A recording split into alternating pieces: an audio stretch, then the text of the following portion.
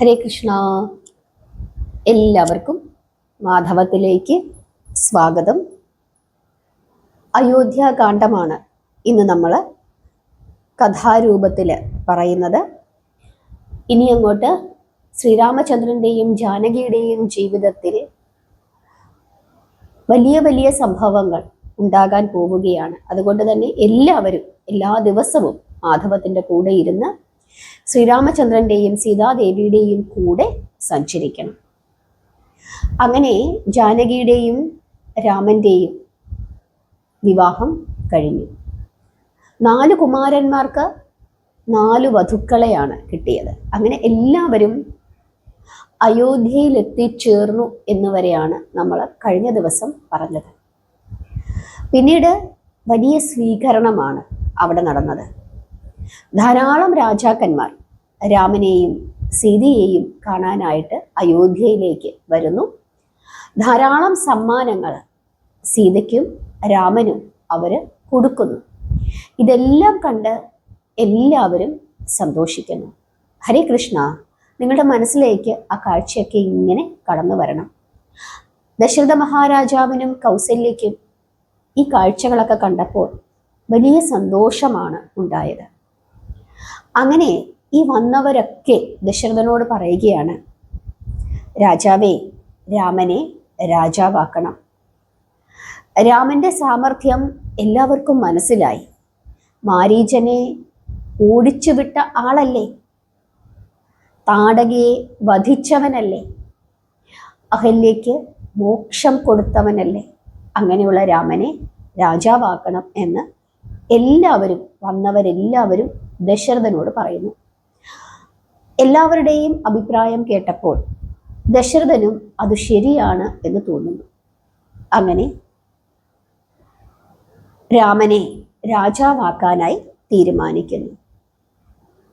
ചൈത്രമാസത്തിലെ വസന്ത പൗർണമി ദിവസം അന്ന് രാമൻ രാജാവാകട്ടെ എന്ന് ദശരഥൻ തീരുമാനിക്കുന്നു. അതിനു മുന്നോടിയായിട്ട് ധാരാളം ചടങ്ങുകളുണ്ട്. ആ ചടങ്ങുകളൊക്കെ നടത്തുന്നതിനായിട്ടുള്ള ഏർപ്പാടുകൾ ചെയ്യുന്നു.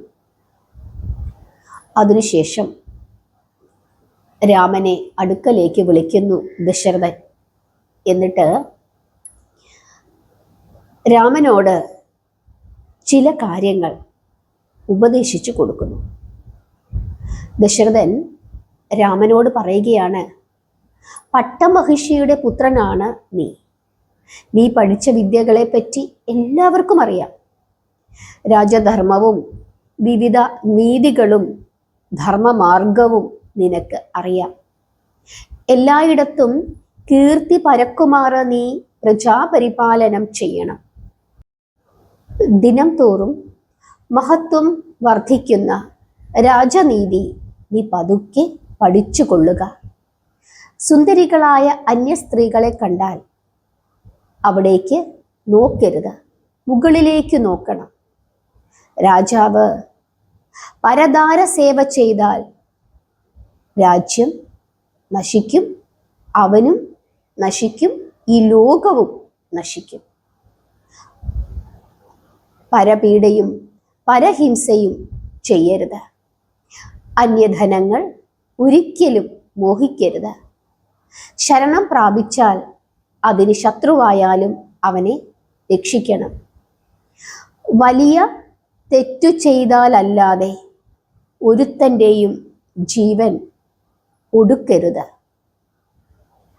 ധർമ്മങ്ങൾ, ജപങ്ങൾ, തപങ്ങൾ ഇവയെല്ലാം ചെയ്യണം. ദേവഭക്തി ഒരിക്കലും കുറയരുത്. യജ്ഞാദികൾ കൊണ്ട് കീർത്തി സമ്പാദിക്കുക. സർവലോകത്തോടും ദയാലുവായിരിക്കുക. അന്യ സ്ത്രീകളെ ഉപദ്രവിക്കരുത്. അന്യരെ പീഡിപ്പിക്കരുത്.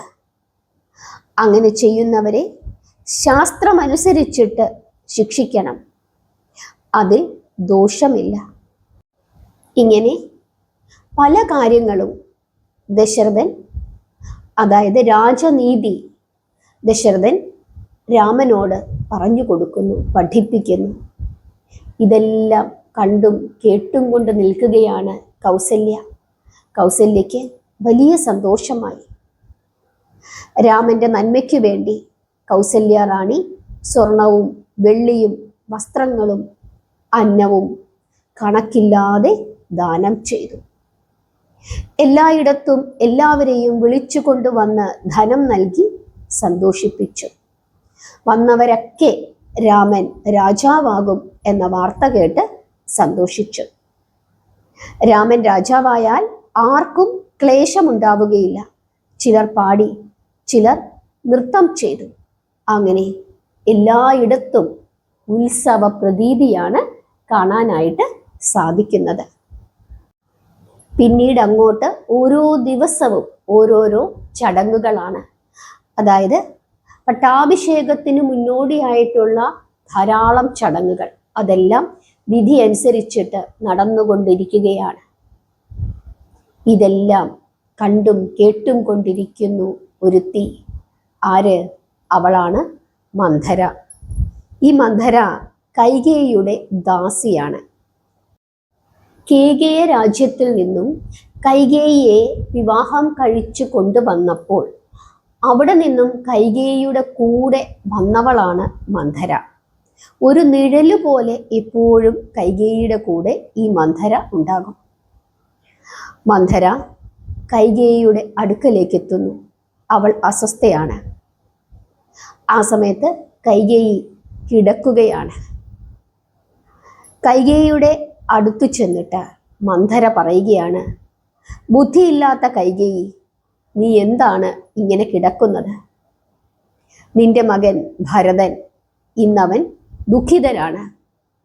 താമസിയാതെ നീയും ദുഃഖക്കടലിൽ വീണ് മരിക്കും. ഭരതനെ ഒഴിവാക്കിയിട്ട് രാമനെ രാജാവാക്കുകയാണ്. അത് നിനക്ക് ദോഷം ചെയ്യും.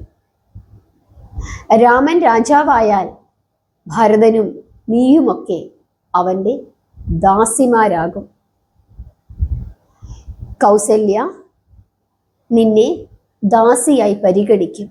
നിനക്ക് യാതൊരു സ്ഥാനവും ഉണ്ടാവുകയില്ല. രാജാവിൻ്റെ വരങ്ങൾ നിന്റെ കൈവശമുണ്ട്. നീ ബുദ്ധിമതിയാണെങ്കിൽ അതിപ്പോൾ പ്രയോഗിക്കണം. രാജാവ് പറയുന്നു, രാജാവിന് വയസ്സായി, ഉടൻ തന്നെ മരിക്കും. അതുകൊണ്ട് രാമനെ രാജാവാക്കാൻ പോവുകയാണ് എന്ന്. നീ സമ്മതിക്കരുത്. അങ്ങനെ സമ്മതിച്ചാൽ നിനക്കും നിന്റെ പുത്രനും അത് ദോഷം ചെയ്യും എന്ന രീതിയിൽ മന്ധര കൈകേയിയെ ഉപദേശിക്കുന്നു. അത് കേട്ടപ്പോൾ കൈകേയി പറയുകയാണ്, രാമൻ എൻ്റെ പുത്രൻ തന്നെയാണ്. എന്തു കാര്യത്തിനാണ് അവന് ദോഷമുണ്ടാക്കുന്നത്? അവൻ എനിക്കുള്ള എല്ലാ മാന്യതയും തരുന്നുണ്ട്. രാമന് ദോഷം വരുത്തുന്നത് ശരിയല്ല. അവൻ ഗുണനിധിയാണ്, പണ്ഡിതനാണ്, ശ്രേഷ്ഠനാണ്, ജ്യേഷ്ഠപുത്രൻ അവനാണ്. ആ നിലയ്ക്ക് പിതാവിൻ്റെ രാജ്യം നേടുന്നത് ഉചിതം തന്നെ. രാമൻ രാജാവായാൽ പ്രജകൾക്കെല്ലാം സന്തോഷമാകും. എല്ലാവർക്കും ഉചിതമായ ധനം രാമൻ നൽകും. എനിക്ക് ഭയമില്ല. ഭരതന് അർഹതപ്പെട്ടത് തീർച്ചയായിട്ടും രാമൻ നൽകുക തന്നെ ചെയ്യും. വലിയ റാണി കൗസല്യയാണ്. കൗസല്യ എനിക്ക് മാന്യത നൽകുക തന്നെ ചെയ്യും. അതിനാൽ രാമൻ രാജാവാകുന്നത് എനിക്കും മാന്യതയാണ്. ആ ശുഭവാർത്ത അറിയിച്ച നിനക്ക് ഞാനൊരു സമ്മാനം നൽകുന്നു എന്ന് പറഞ്ഞു തൻ്റെ കഴുത്തിൽ കിടന്ന മാല ഊരി കൈകേയിക്ക് കൊടുക്കുന്നു. അത് കേട്ടതും മന്ധര കോപിച്ചു. മന്ധരയുടെ ചുണ്ടുകൾ വിറച്ചു. കൈകേയിയുടെ കൊട്ടാരത്തിൽ നിന്ന് മന്ധര എഴുന്നേൽക്കുന്നു.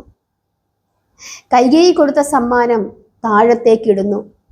അവളുടെ കണ്ണുകൾ ചുവന്നിരുന്നു, ചുണ്ടുകൾ വിറച്ചിരുന്നു. എന്നിട്ട് പറയുകയാണ്, കൈകേയി, ഞാൻ പറയുന്നത് നിനക്ക് മനസ്സിലാകുന്നില്ലേ? നിന്റെ ദുഃഖത്തെക്കുറിച്ചാണ് എനിക്ക് വിചാരം. നിനക്ക് ഇപ്പോൾ ഇങ്ങനെയൊക്കെ തോന്നും, പക്ഷേ പിന്നീട് നിനക്കതിൻ്റെ ദോഷം മനസ്സിലാക്കാനായിട്ട് സാധിക്കും. സപത്നിയുടെ പുത്രൻ രാജാവാകുമ്പോൾ നീ ആനന്ദിക്കുന്നു. കൗസല്യ ബുദ്ധിയുള്ളവളാണ്. അവൾ രാജാവിനെ സേവിച്ച് സ്വന്തം മകനെ രാജാവാക്കിയല്ലോ. നിനക്കിപ്പോഴും ഇത് മനസ്സിലാകുന്നില്ലേ? നിന്റെ നന്മയ്ക്ക് വേണ്ടിയിട്ടാണ് ഞാൻ ഈ കാര്യങ്ങളൊക്കെ പറയുന്നത് എന്ന് പറഞ്ഞ് ധാരാളം ഉപദേശങ്ങൾ നൽകി കൈകേയിയുടെ മനസ്സ് മന്ധര മാറ്റുന്നു. അങ്ങനെ കൈകേയിയുടെ മനസ്സ് മന്ധര ബുദ്ധിപൂർവം മാറ്റുന്നു. കൈകേയി മന്ധരയോട് ഞാൻ എന്തു ചെയ്യും എന്ന് ചോദിക്കുന്നു. അപ്പോൾ മന്ധര ഒരു പഴയ കഥ പറയുന്നു. അതായത് വളരെ കാലം മുമ്പ് ശംഭാസുരനുമായുള്ള യുദ്ധസമയത്ത് കൈകേയിയുടെ സമർത്ഥമായ ഇടപെടൽ കാരണം ദശരഥ മഹാരാജാവിന് യുദ്ധം ജയിക്കുവാനും തൻ്റെ ജീവൻ രക്ഷിക്കുവാനും സാധിച്ചു. ആ സമയത്ത് വരങ്ങൾ ദശരഥ മഹാരാജാവ് കൈകേയിക്ക് കൊടുക്കുന്നു. ആ വരങ്ങൾ കൈകേയി ചോദിച്ചിരുന്നില്ല. ഉചിതമായ സമയത്ത് ചോദിക്കാം എന്നായിരുന്നു പറഞ്ഞത്. ആ വരങ്ങൾ ഇപ്പോൾ ചോദിക്കണം എന്ന് മന്ധര ആവശ്യപ്പെടുന്നു. കൈകേയിക്ക് അത് സമ്മതമാകുന്നു. എന്നിട്ട് കരഞ്ഞു നിലവിളിച്ചുകൊണ്ട് തൻ്റെ അന്തഃപുരത്തിൽ കിടന്നുകൊള്ളുക എന്ന് മന്ധര പറയുന്നു. അങ്ങനെ കരഞ്ഞു നിലവിളിച്ചുകൊണ്ടിരിക്കുന്ന കൈകേയിയുടെ അടുക്കലേക്ക് ദശരഥ മഹാരാജാവ് വരുമ്പോൾ തൻ്റെ ആവശ്യം പറയണം എന്ന് പറയുന്നു. അതായത് ഭരതനെ രാജാവാക്കണം. അത് ഒരു വരം. മറ്റൊരു വരത്താൽ രാമനെ 14 വർഷം കാട്ടിലേക്ക് അയക്കണം. ഇങ്ങനെ ആ 2 വരങ്ങളും നീ രാജാവിൽ നിന്നും ചോദിച്ച് മേടിക്കണം എന്ന് മന്ധര കൈകേയിയെ ഉപദേശിക്കുന്നു. പിന്നീട് മന്ധര പറഞ്ഞതനുസരിച്ചിട്ട് കൈകേയി ചെയ്യുകയാണ്. ഈ സമയത്ത് വിശേഷങ്ങളൊക്കെ പറയുന്നതിനായിട്ട് ദശരഥ മഹാരാജാവ് കൈകേയിയുടെ കൊട്ടാരത്തിലേക്ക് വരുന്നു. ആ സമയത്ത് ദശരഥ മഹാരാജാവ് കാണുന്ന കാഴ്ച ആഭരണങ്ങളെല്ലാം ഊരിക്കളഞ്ഞ് വെറും നിലത്ത് കൈകേയി കിടക്കുന്നു. ദശരഥ മഹാരാജാവ് കൈകേയിയുടെ അടുക്കലേക്ക് എത്തുന്നു. എന്തു പറ്റി എന്ന് ചോദിക്കുന്നു. എന്തെങ്കിലും അസുഖമാണോ? നിനക്കെന്തെങ്കിലും ദേഷ്യമുണ്ടോ? ആരോടാണ് ദേഷ്യം? എന്തിനാണ് നിലത്തു കിടക്കുന്നത്? സുഖമില്ലെങ്കിൽ വൈദ്യനെ വിളിക്കാം എന്നൊക്കെ ദശരഥ മഹാരാജാവ് പറയുന്നു. അപ്പോൾ കൈകേയി ദശരഥ മഹാരാജാവിനോട് പഴയ കഥകളൊക്കെ പറയുവാൻ തുടങ്ങി. എന്നിട്ട് എനിക്ക് വലിയ അപമാനമായി പോയി, അങ്ങ് സത്യം ചെയ്യൂ, എന്നിട്ടും ഞാൻ പറയാം എന്ന നിലയിൽ പറയുന്നു. കൈകേയിക്ക് എന്താണ് അപമാനം സംഭവിച്ചത് എന്ന് രാജാവിന് മനസ്സിലായില്ല. എങ്കിലും ഭാര്യയുടെ വാക്കനുസരിച്ചിട്ട് രാജാവ് സത്യം ചെയ്തു. രാജാവ് പറയുകയാണ്, പ്രിയെ, സത്യം ചെയ്യുന്നു. എന്താണ് നിനക്ക് ആഗ്രഹമെന്ന് പറയൂ, ഞാനത് നൽകാം. അത് ആരുടെയെങ്കിലും ജീവനാണെങ്കിൽ പോലും ഞാൻ നൽകാമെന്ന് പറയുന്നു. അപ്പോൾ കൈകേയി പറയുകയാണ്, രാജൻ, അവിടുന്ന് സത്യം ചെയ്തിരിക്കുന്നു. അഷ്ടദിക്പാലകന്മാർ സാക്ഷി, സൂര്യചന്ദ്രന്മാരും നക്ഷത്രങ്ങളും സാക്ഷി, രാത്രിയും പകലും പ്രപഞ്ചവും സാക്ഷി, ഏകാദശ രുദ്രന്മാരും ദ്വാദശാദിത്യന്മാരും സാക്ഷി, സ്ഥാവര ജംഗമങ്ങളും നിത്യമായുള്ളതൊക്കെയും, സ്വർഗവും മനുഷ്യനും പാതാളവും അച്ഛനും സഹോദരനും എല്ലാവരും സാക്ഷി. ഞാനിതാ രാജാവിനോട് വരം ചോദിക്കുവാൻ പോകുന്നു.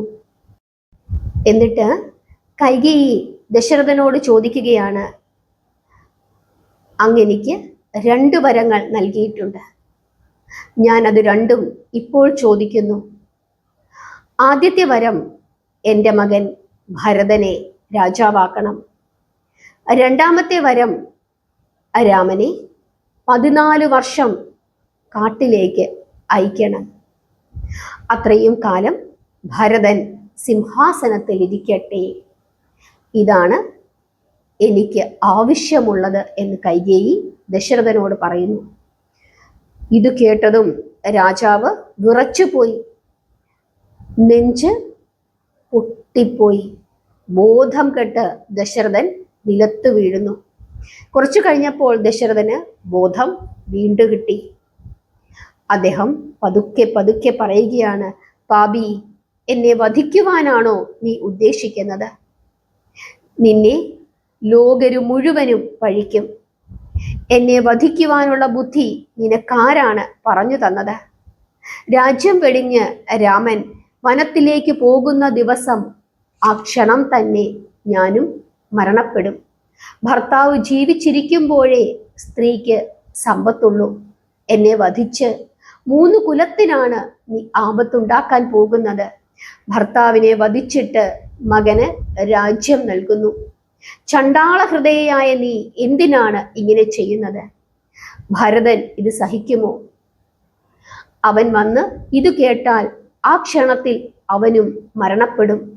പാപഭയത്താൽ മാതാവിനെ കൊന്നില്ല എങ്കിലും അവൻ നിന്നെ നിന്ദിക്കും.